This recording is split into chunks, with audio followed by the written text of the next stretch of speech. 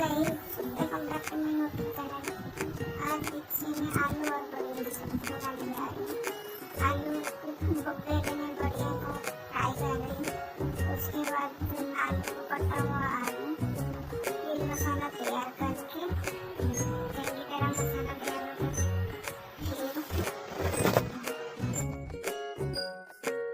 मसाला चंगी तरह तैयार होना चाहिए।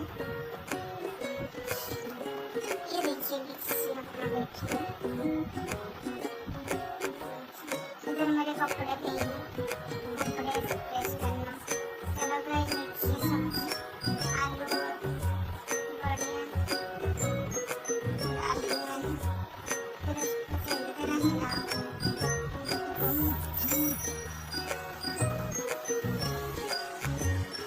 हिलाने के बाद फिर उसमें पानी डालो।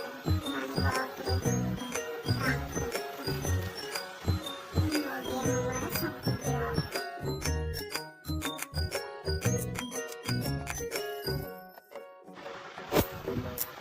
सब्जी मेरे तैयार होने जा रही है। इसमें थोड़ा सा पानी